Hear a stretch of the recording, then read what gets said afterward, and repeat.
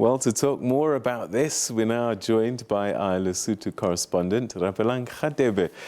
Rapelang, you must be signing autographs on the streets of Maseru. You are flying the flag for us, and Basotho think that we are worthy of mention.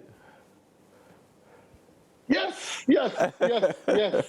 It's not always that you get the good news. I'm just left with a red carpet, I think, to be laid on. But it's brilliant news, Wow. and we love it. You know, to be in an environment where you're appreciated and you are recognized, I think it says a lot about the brand itself. What do you think Basotho appreciate the most about what we're trying to do?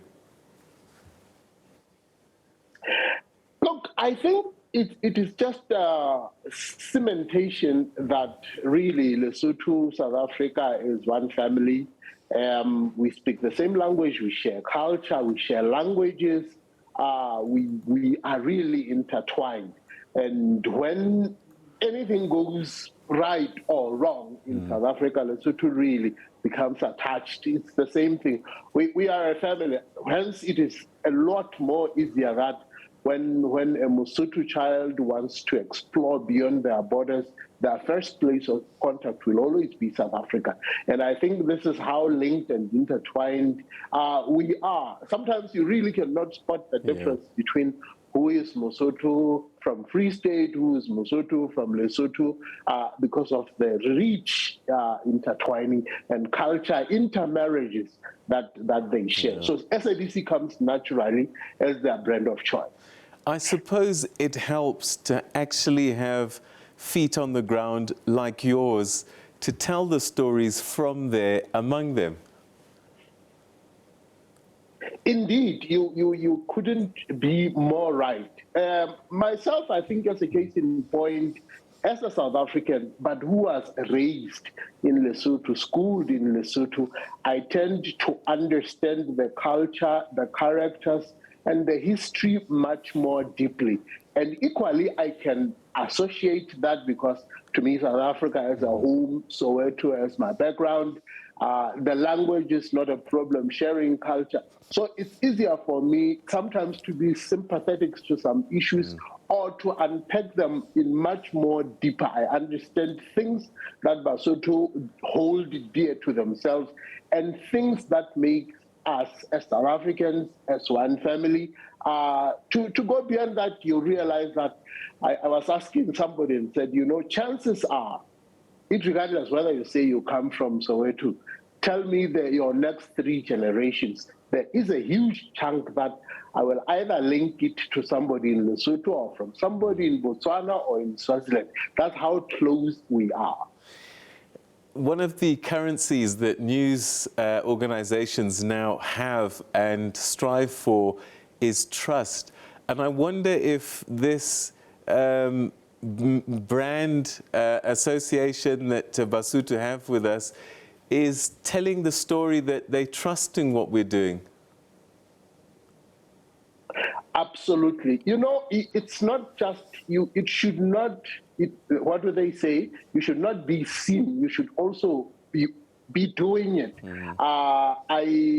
Now with political, I think, rallies coming up, political tensions and stuff, it is when times are like that, when people tell you in the face and say, we look forward to getting the other side from SABC, because in as much as we have local media, that element of independence mostly is influenced either by commercial interest, elements of profit, or it is because the government has a way to control, because it's funded, it's still more of a mouthpiece of the government. But our level of independence as the public broadcaster has really led to that kind of trust that people say, it does not matter who's holding a rally or I can confront government with facts without the fear of saying, I'm not sure where my bread is going to come from, but, you know, with confidence,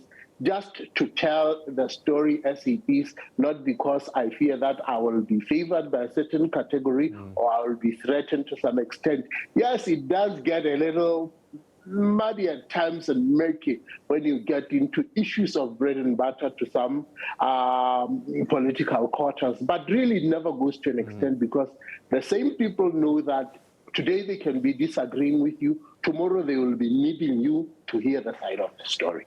All right, tell us a little bit about our consumers, our viewers. Do they have an age group? Is it right across the board? Who is enjoying watching and listening to SABC News? It's a mix of both, but I think what shocks me really is the level of the younger people who are showing much interest. The other time, I think I was covering a political rally at the National University. This is where you would expect people to be talking Netflix and other, but they could recognize you. Literally, they could tell you the stories that you are doing and the angles that you are approaching. And they really wanted to show interest that they are interested in the trade. Some even just coming forward to see what is it they can do if they really want to follow the trade of journalism or for media. So that becomes something that really says, oh, wow, somebody is watching what we are doing.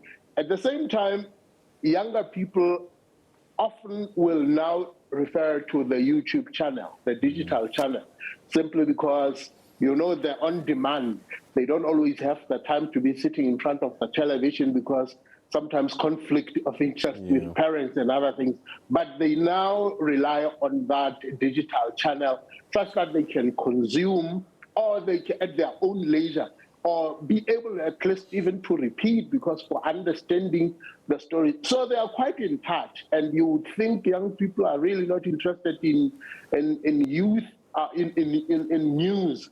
But the age group is changing. The other time I was doing the children's stories, doing motorcycles, and the element of interest, and you go as to who follows, who likes what you said. So I'm saying you cannot just say it's old people or a certain age group. Young people are showing much interest in what we are doing. I would imagine that with elections around the corner, your work is going to be even more important and there'll be even more eyes watching and ears listening. Indeed, and I think it's time for one to pull their socks because it takes one slip of a tongue sometimes actually to set the whole thing ablaze, or one has to be extra cautious. Sometimes even who you are seen with, sometimes who you talk to. You cannot afford that when somebody is greeting you, sometimes out of concentration, you don't wave back because now that picture can stay with them and be an identifier thinking this is how you are. So you really start watching your movements and how you interact, how you deal with people because there is now that thing that hangs in your back that says, you are now holding a brand, you are holding the flag of the SABC. It is not just about you anymore. All right, what can you tell us about how this survey was done, how they actually came to decide that SABC is the top media brand, most loved media brand in the country? Yeah, quite an interesting exercise. Apparently, the institution started in around 2010. They look at the top 100 brands appreciated worldwide, but mostly that are consumed and have interest in Africa. So they go from country to country, trying to see the brands that resonate within that country, but also where are they from internationally, so that you'll find all international brands that come. And then they categorize them. So when it comes to the media sector, you have brands like DSTV, brands like People's Choice, which is a Lesotho brand. What sort of shocked me was that own Lesotho radio was at number 10. So you start to now understand and appreciate how diverse the research is. So simply how they do it is they go and interview casting a wide net of people and saying, how do you consume the news? How do you get information? which is the most brand that you go to if you want to fulfill a certain need. And randomly out of those responses, they formulate an opinion, which is to say, okay, it looks like SABC is the most resonating brand that Lesotho can familiarize with. My dear brother, congratulations on the work that you're doing in Lesotho. No doubt this is one of the reasons why we're doing so well in the country. Well done. Ke a leboga, ntate.